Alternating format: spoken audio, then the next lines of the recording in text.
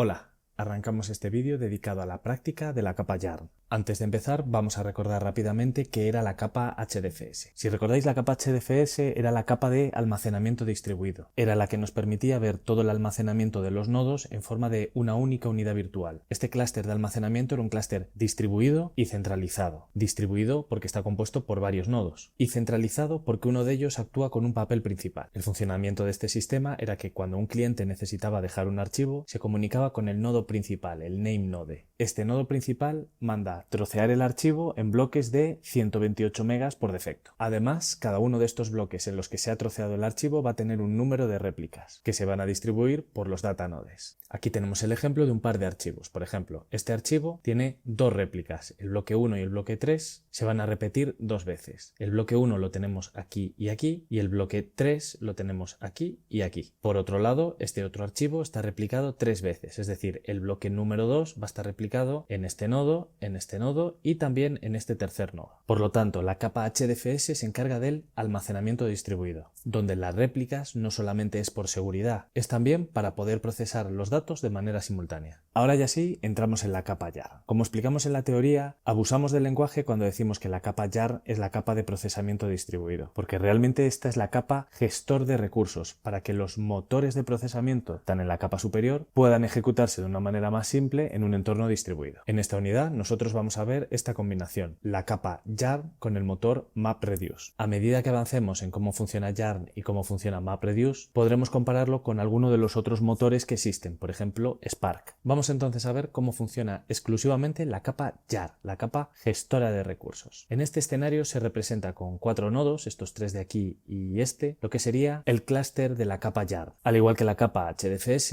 es también un sistema distribuido pero centralizado. Esto quiere decir que es distribuido porque usa varios nodos y que es centralizado porque uno de ellos actúa como un papel principal. La unidad más pequeña que maneja YARN es el contenedor. En la capa YARN, un contenedor es una reserva de memoria y demás recursos como por ejemplo ficheros de la capa HDFS u otros recursos. Dentro de los parámetros de configuración de YARN podremos configurar los valores mínimos y máximos de memoria y de todos los recursos que queramos definir. Si por ejemplo indicamos que la memoria mínima asignada a un contenedor es de 1 GB y en nuestro clúster tenemos 100 GB de memoria, pues eso quiere decir que en un momento dado solamente podremos tener 100 contenedores. Puedes pensar en un contenedor como en un proceso del sistema operativo. Cada vez que tú ejecutas un programa en tu ordenador, se crea en memoria una zona aislada donde ese programa mantiene sus instrucciones y sus datos. Aquí pasa un poco lo mismo. Fíjate que tenemos dos clientes, uno rojo y uno azul. Ambos están ejecutando trabajos y en este nodo hay un contenedor del cliente rojo y hay un contenedor del cliente azul. Por encima de los contenedores tenemos un agente que se llama Node Manager, que ya de paso le da el nombre a este tipo de nodos trabajadores. El programa que ejecuta Node Manager tiene que ver con la gestión de los contenedores. Este será el encargado de crear los contenedores en este nodo, de eliminarlos cuando acaben y de reiniciarlos si fuera necesario. También informará al nodo principal del estado del propio nodo y de los recursos que aún tiene disponible. A continuación, en el nodo principal tenemos el Resource Manager. Esta aplicación es la que le da el nombre a este nodo principal y su misión está dividida en dos grandes tareas. Por un lado, el planificador. En esta parte se encarga de estudiar los latidos de los nameNode para saber de qué recursos dispone el clúster. Y por otro lado hay otra tarea que es el Application Manager, que se encarga de llevar cuenta de los trabajos que se están ejecutando ahora mismo. Volviendo atrás de nuevo a los contenedores, podemos fijarnos que hay un contenedor que es especial, el Application Master. Tenemos el del cliente rojo aquí y tenemos el del cliente azul aquí. Este contenedor es un contenedor especial, porque además de los datos del trabajo, hay también un pequeño agente que se encarga de llevar el control de todos los contenedores relacionados con esa aplicación, estén en el nodo que estén. Esta pequeña aplicación, además de monitorizar, puede solicitar al Resource Manager más contenedores, puede reiniciar los que ya están creados y ya que tiene el control de qué datos se están ejecutando en cada contenedor, puede mover esos datos a otro contenedor. En definitiva, esta Application Master nace con el inicio del trabajo y muere al finalizar el trabajo. Vamos a ver cómo sería la secuencia de funcionamiento, pero solamente atendiendo a la capa YARN, a la capa de gestión de recursos. Cuando este cliente rojo quiere ejecutar un trabajo, se dirige al nodo principal, al Resource Manager. Este consultará con el planificador si se disponen de recursos suficientes para ejecutar una tarea más. Si es así, el planificador le indicará al gestor de aplicaciones en cuál de los nodos se debe ejecutar ese trabajo. En este caso vemos que está aquí. El Resource Manager indicará a este Node Manager que cree un contenedor. El Node Manager lo creará y este, como es el primer contenedor, ejecutará el Application Master. Ahora sí, el Application Master, que ya tiene el código del trabajo que tiene que ejecutar, estudiará dónde están los datos y qué carga de trabajo se necesita para volver a solicitar al Resource Manager más contenedores si fueran necesarios. En el caso del trabajo rojo parece que sí son necesarios y le ha concedido 3 contenedores más. Uno en este nodo y otros 2 en este nodo. La forma de proceder es exactamente la misma. El Application Master solicita recursos al planificador, el planificador comprueba en qué nodo se podría dar esos recursos y desde el Resource Manager se le indica al Node Manager que lo cree. En este caso, en este nodo le manda a crear uno y en este otro caso a este nodo le manda a crear estos 2. Todos estos nuevos contenedores, como veis, se comunican con el Application Master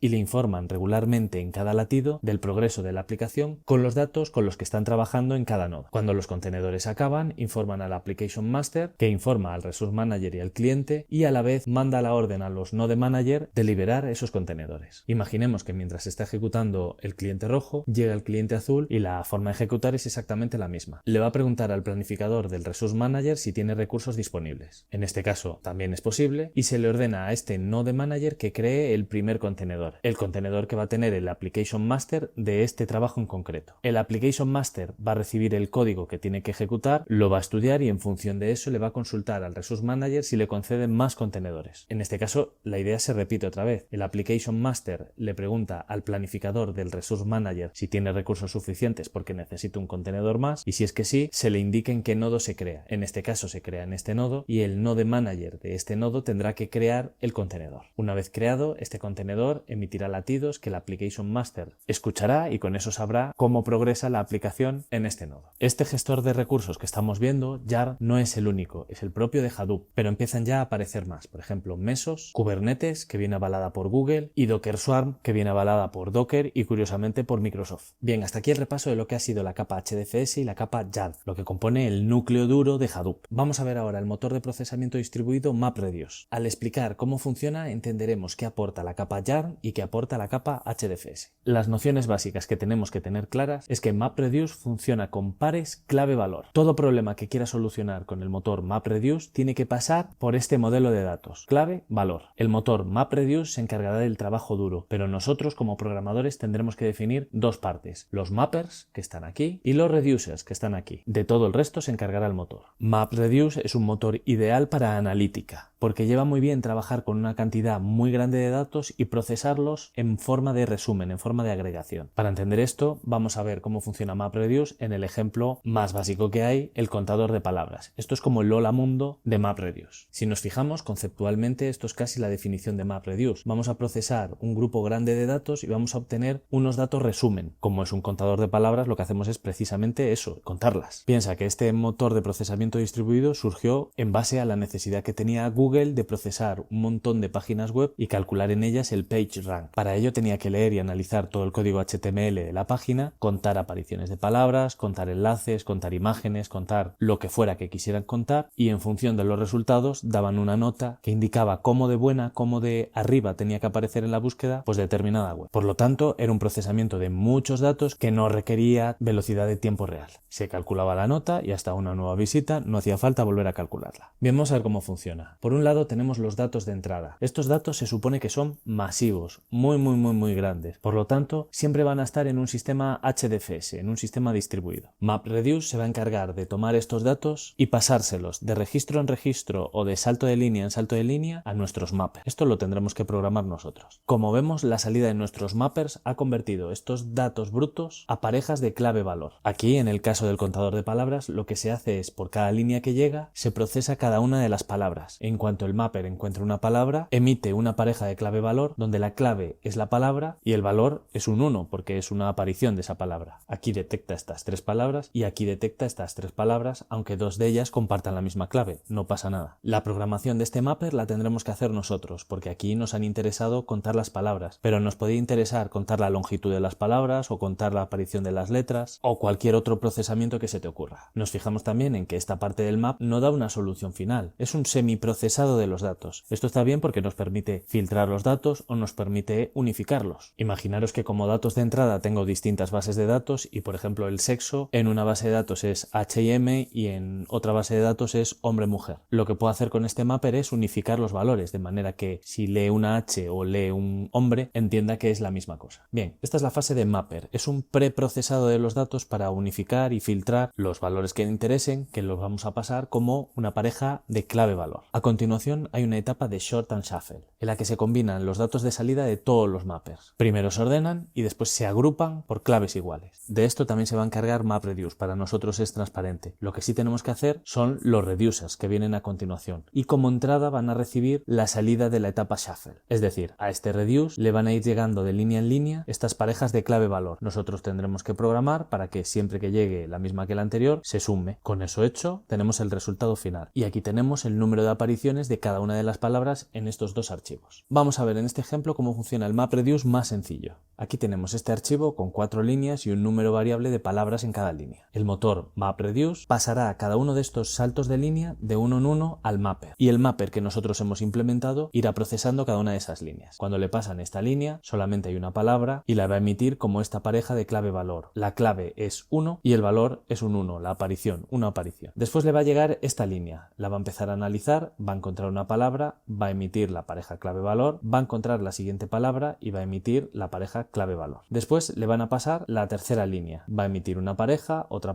y otra pareja. Y por último, la última línea, una pareja, otra y la cuarta. Una vez acabado el mapper, los resultados pasan a la etapa de ordenación. Aquí se ordenan por la clave. Una vez ordenados, la etapa Shuffle divide todas esas parejas en tantos bloques como reducers tengamos. En este caso solo tenemos un reducer, con lo cual todos estos datos pasarán a un único reducer. Lo que va a hacer este reducer, hay que programarlo, es ir agrupando los valores de claves iguales. Por ejemplo, nos entra un 4, lo almacenamos 4. Teníamos un 2, pasamos al siguiente 2. ¿Coincide con el anterior? Sí, lo sumamos. ¿Coincide con el anterior? Sí, lo sumamos. ¿Coincide con el anterior? No. Entonces, el contador parcial que llevábamos, que eran estos 3, nos sirve para emitirlo. Lo mismo con el 3 y lo mismo con el 1. Una pequeña variación de este escenario en la que seguimos teniendo un mapper pero ahora tenemos dos reducers, la idea es exactamente la misma, solo que aquí en la parte de Shuffle se divide sin romper claves iguales. Así que a este reducer llegan estos datos y a este otro reducer llegan estos otros datos. En este otro escenario tenemos dos mapper y dos reducer. La idea es un poco la misma. MapReduce dividirá este archivo en dos bloques, cada mapper procesará el suyo, lo pasará al sort, lo pasarán al Shuffle y lo pasarán a los reducers. Una de las razones por las que MapReduce no es un motor adecuado para tiempo real es porque en estas fases intermedias hace uso del disco, guarda estos resultados parciales en disco. Si guardar en disco penaliza mucho la velocidad de ejecución, guardar en HDFS aún penaliza más porque tiene un sistema de réplicas. Otros motores de búsqueda, como por ejemplo Spark, trabajan en memoria, no escriben en disco, con lo cual son mucho más rápidos. Para minimizar lo máximo este problema, opcionalmente podemos intercalar una etapa combiner que tenemos que programar nosotros también. Aquí la idea es que después de un mapper haya